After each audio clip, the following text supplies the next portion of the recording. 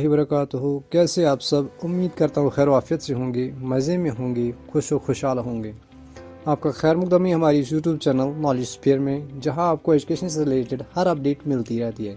जैसा कि आप सभी को पता होगा, यूजी थर्ड सेमेस्टर बैच 2023 और यूजी फिफ्थ सेमेस्टर बैच 2022 के जो एग्ज़ाम्स है वो अल्हम्दुलिल्लाह खिताम पजीर हो चुके हैं। उम्मीद करता हूँ आपने जो कारकर्दगी दिखाई होगी एग्ज़ाम्स में, इंशाल्लाह उसका फल आपको ज़रूर मिलेगा। क्योंकि अब हम सेमेस्टर ब्रेक सेलिब्रेट कर रहे हैं। सेमेस्टर ब्रेक इसलिए हैं क्योंकि विंटर वेकेशंस अभी चल रही हैं, तो हमें चाहिए कि ये सेलिब्रेशन जो है हमें इस तरीके से यूज़ करनी है, हमारे एंजॉयमेंट के साथ भी खिलवाड़ ना हो और हमारी स्टडीज़ के साथ भी खिलवाड़ ना हो।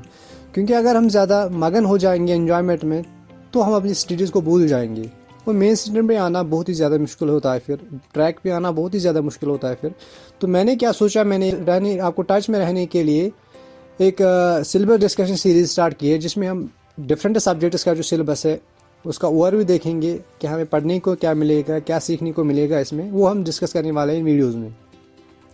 तो आपको क्या करना है, हमारे साथ जुड़े रहना है, हमारे चैनल को सब्सक्राइब करना है और वीडियो को एंड तक ज़रूर देखना है, ताकि आपको हर अंडरस्टैंडिंग हो जाए आपके सब्जेक्ट से रिलेट। आज के इस वीडियो में बात करने जा रहे हैं bachelors fourth semester political science का सिलेबस है, जिसका टाइटल है इंडियन पॉलिटिकल थॉट। इस कोर्स के ऊपर ये डिटेल्ड ओवरव्यू होगा, आपको कोर्स ऑब्जेक्टिव्स, आउटकम्स और सिलेबस का स्ट्रक्चर समझने में मदद करेगी। इस कोर्स का जो टाइटल है वो है PLS 422J। ये एक्चुअली में कोर्स कोड है इसका। J1 इसलिए है क्योंकि आपको पता ही है यूजी थर्ड सेमेस्टर तक एक सिस्टम था और अब सिस्टम चेंज होने वाला है। यूजी थर्ड सेमेस्टर तक हमारे पास सब्जेक्ट्स होते थे major, minor, skill, ability enhancement course, multidisciplinary course, लेकिन अब सिस्टम चेंज होने वाला है। अब एक सब्जेक्ट में से आपको और दो सब्जेक्ट्स निकलेंगे, इसीलिए कहते हैं major 1 that is J1, major 2 that is J2 and major 3 that is J3। कहीं कहीं की आपको दिखने को मिलेगा CT1, CT2 and CT3। CT1 मतलब कोर्स टाइप 1, CT2 मतलब कोर्स टाइप 2, CT3 मतलब कोर्स टाइप 3। अब किसी ने मेजर जो माइनर है वो मेजर में कन्वर्ट किया होगा, तो उसको क्या करना है, उसको पहले मेजर जो है उसमें 2 सब्जेक्ट्स होंगे और जो माइनर सब्जेक्ट था वो मेजर में चेंज किया है उसके भी अब 2 सब्जेक्ट्स होंगे, तो इस तरह से उनके पढ़ने को मिलेगा। आज की वीडियो में बात करेंगे मेजर 1 टाइप जो है पॉलिटिकल साइंस का यूजी फोर्थ सेमेस्टर का। इसका टाइटल जो है वो इंडियन पॉलिटिकल थॉट। ऑब्जेक्टिव्स की बात अगर हम करेंगे, इसके ऑब्जेक्टिव्स क्या है, मुद्दा मकसद क्या है इस कोर्स का, आपको इंडियन पॉलिटिकल थिंकर्स और उनकी फिलासफीज के डायनामिक्स इंट्रोड्यूस करना। यानी इंडियन पॉलिटिकल थिंकर्स जो है जो पॉलिटिक्स के रिलेटेड थॉट रखते हैं अपनी, उनकी फिलासफीज क्या रही हैं, उनकी डायनामिक्स से आपको इंट्रोड्यूस करना। यानी किस तरीके से डिफरेंट पॉलिटिकल थिंकर्स आए, उन्होंने डिफरेंट पर्सपेक्टिव्स यूज़ किए पॉलिटिक्स के रिलेटेड।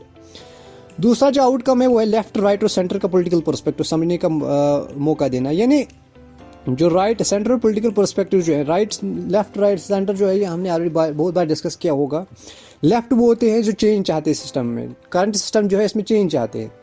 राइट जो होते हैं वो सेटिस्फाई होते हैं इस सिस्टम से, और जो सेंटर वाले होते हैं, सेंटर वाले वो होते हैं जो चेंज भी चाहते हैं कहीं पे और सेटिस्फेक्शन भी मिलती है सिस्टम से उनको, उनके पॉलिटिकल पर्सपेक्टिव को समझने का आपको मौका मिलेगा।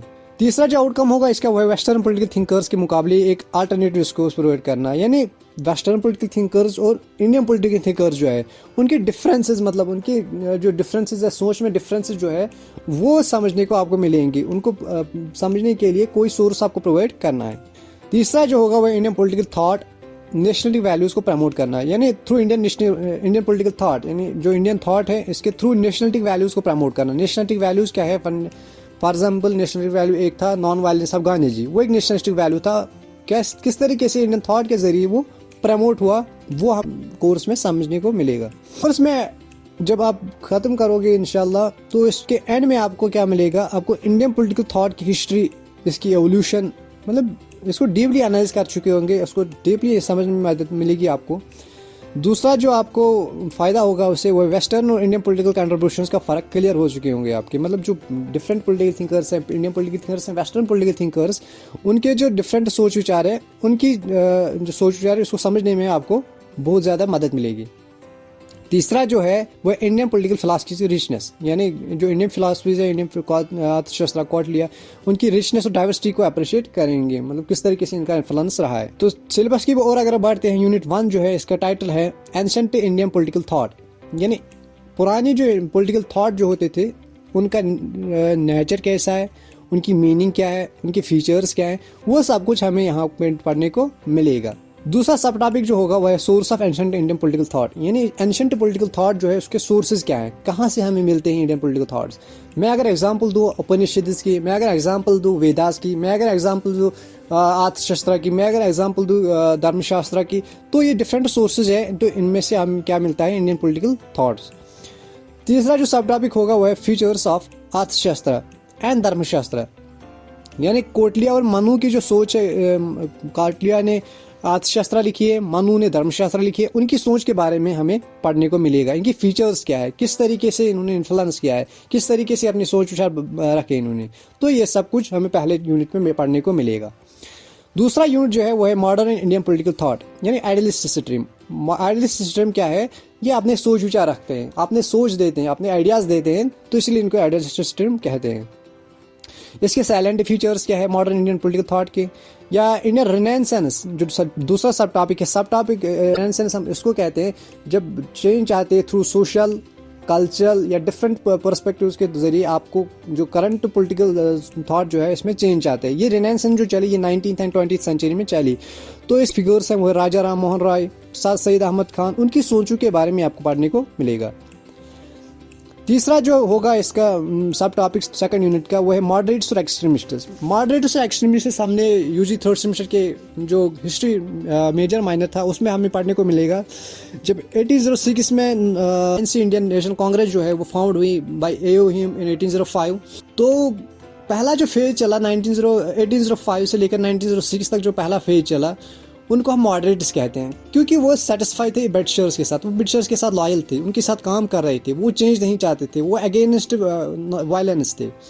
तो उसके बाद दूसरा फेज चला एक्सट्रीमिस्ट। जब मॉडरेट से बात नहीं बनी तो एक्सट्रीमिस्ट फेज जो है वो वायलेंस अडॉप्ट की उन्होंने चाहा कि बात से नहीं बनेगी, लात से बात बनेगी, तो वो दूसरा फेज था। और तीसरा जो था वो गांधीयन फेज था। गांधीयन इसलिए कहते हैं क्योंकि उस टाइम गांधी फील्ड में थे, महात्मा गांधी जो है फील्ड में आए थे, उन्होंने नॉन वायलेंस अडॉप्ट की, उन्हें डिफरेंट मेथड्स अडॉप्ट किए, उनके स्वराज जो उनका एक ऑब्जेक्टिव था, उन्हें डिफरेंट मेथड्स अडॉप्ट किए इंडिपेंडेंस के। तो उनकी सोचों के बारे में पढ़ने को मिलेगा। इसमें डिफरेंट फिगर्स जो हैं दादा भाई नौरोजी, एम.जी. रांडे, बाल गंगाधर तिलक, इनके सोचों के बारे में आपको पढ़ने को मिलेगा। तीसरा जो सब टॉपिक है हमें वो है एमेंसिपेटरी थॉट। एमेंसिपेटरी थॉट जो वे ऑफ थिंकिंग जो है, मतलब जो सोशल पॉलिटिकल कॉन्स्ट्रेंट जो है इनको, इनसे कैसे लोगों को फ्री करें from social political and economic constraints, इनसे कैसे लोगों को पीछा छुड़ाए, तो ये तीसरा सब टॉपिक है यहाँ पे। और इसमें की फिगर जो है B.R. अम्बेडकर, उनकी कंट्रीब्यूशंस, उन्होंने किस तरीके से कंट्रीब्यूट किया, ये हमें दूसरे यूनिट के चौथे सब टॉपिक में पढ़ने को मिलेगा। तीसरा यूनिट जो है वो Indian political thought in perspectives कह सकते हैं कि डिफरेंट पर्सपेक्टिव जो है, पर्सपेक्टिव एक आइडियलिस्ट पर्सपेक्टिव है, नेशनलिस्ट पर्सपेक्टिव है, डिफरेंट पर्सपेक्टिव जो है वो हमें पढ़ने को मिलेगा। मतलब इनके जरिए किस तरीके से इंडियन पॉलिटिकल थॉट उभरता है, किस तरीके से इन्फ्लुएंस करता है। पहला जो है टॉपिक इसमें है वो कल्चरल नेशनलिज्म। कल्चरल नेशनलिज्म मतलब अपने जो लोगों को इकट्ठा करना, यानी लोगों को जमा करना बाय एक पर्टिकुलर कल्चर, एक कल्चर के जरिए। इसमें जो पॉलिटिकल फिगर है वो है वी.डी. सावरकर, और उनके आइडियाज़ के बारे में हमें पढ़ने को मिलेगा। दूसरा सब टॉपिक जो है वह कंपोजिट नेशनलिज्म। दूसरा सब टॉपिक है, हमें कंपोजिट नेशनलिज्म कह सकते हैं कि ये एक सोच है जिसके जरिए हम बता सकते हैं कि जो थॉट है ये डिफरेंट कल्चर से बनी है, डिफरेंट पर्सपेक्टिव से बनी है, डिफरेंट इथनिक से बनी है। इसमें जो की फिगर हमें पढ़ने को मिलेगी वह मौलाना अब्दुल आज़ाद और उनकी नज़रिया, मतलब उनके जो नज़रियात है, उनके जो कंट्रीब्यूशन है, उनके जो ख्यालात है, वो हमें पढ़ने को मिलेंगे। तीसरा जो फेज है हमें पढ़ना है अल्टरनेट डिस्कोर्सेज। जो तीसरा पर्सपेक्टिव अल्टरनेट डिस्कोर्स कह सकते हैं, जो current social sciences main stream जो है उसको क्रिटिसाइज करना, उसको मतलब रिजेक्ट करना, और नए आइडिया जो है, नए कंसेप्ट जो है वो देना। उसमें जो हमें पढ़ना है टैगोर, रविंद्रनाथ टैगोर और इकबाल की जो फिलॉसफीज है उनको हमें पढ़ना है। और चौथा जो सब टॉपिक है इसमें वो है गांधी जो क्रिटिक टू मॉडर्निटी, यानी इसने मॉडर्निटी जो है इसको क्रिटिक किया, क्योंकि वो सोच रहा था शायद ये ब्रिटिशर्स के साथ मिले हैं, इस तरीके से हमें आज़ादी नहीं मिलेगी। स्वराज जो नॉन वायलेंस कंसेप्ट जो इसने दिया था, मैंने आपको पहले ही बताया, non cooperation movement, quit India movement, different जो मूवमेंट्स थे नॉन वायलेंस अडॉप्ट किए उन्होंने, वो कंसेप्ट पढ़ना है हमें। स्वराज जो उन्होंने कंसेप्ट दिया, आज़ादी उन्होंने चाहिए, वो हमें पढ़ने को मिलेगा। इस तरीके से जो 4 यूनिट्स हैं वो हम ख़त्म करते हैं, और इसके बाद हमें ट्यूटोरियल्स एक्टिविटीज़ को पढ़ने को मिलेंगे। ट्यूटोरियल्स क्या होते हैं, असाइनमेंट्स, प्रेजेंटेशंस, वाइवा वॉइस इसमें शामिल है। कुछ इंपॉर्टेंट टॉपिक्स जो डिस्कस करे जाएंगे इसमें वो है एम.एन. रॉय का रेडिकल ह्यूमनिज्म का आइडिया, यानी रेडिकल ह्यूमनिज्म आइडिया जो एम.एन. रॉय ने दिया था वो हमें पढ़ने को मिलेगा। राम मनोहर लोहिया और जे.पी. नारायण का डेमोक्रेटिक सोशलिज्म जो आइडिया था वो हमें पढ़ने को मिलेगा। वो उसके असाइनमेंट्स बनाने होंगे, प्रेजेंटेशन दी होनी होगी, या वाइवा वाइज जो है इसमें शामिल है। फेमिनिस्ट थॉट जो है पंडिता रामाबाई और सावित्रीबाई फूली जो है इनके फीचर्स क्या है, फेमिनिस्ट थॉट इनकी क्या है, किस तरीके से इन्होंने इन्फ्लुएंस किया है, ये हमें असाइनमेंट्स में शामिल है, प्रेजेंटेशन में शामिल है, ट्यूटोरियल्स में शामिल है। सजेस्टेड रीडिंग इसकी अगर हम बात करेंगे, आपको सजेस्टेड रीडिंग का भी आइडिया होना चाहिए। इसमें इंडियन पॉलिटिकल थॉट जो है वो ओपी गाबा, आई थिंक सबसे बेस्ट जो है ओपी गाबा ही है। इसके लिए अगर आपको बुक सजेस्ट करूँ मैं, वो है ओपी गाबा ही। मॉडर्न इंडियन पॉलिटिकल थॉट जो है भाई विदुत चक्रवर्ती, ये भी एक अच्छी बुक है। Foundations of Indian political thought bye VR. Mehta.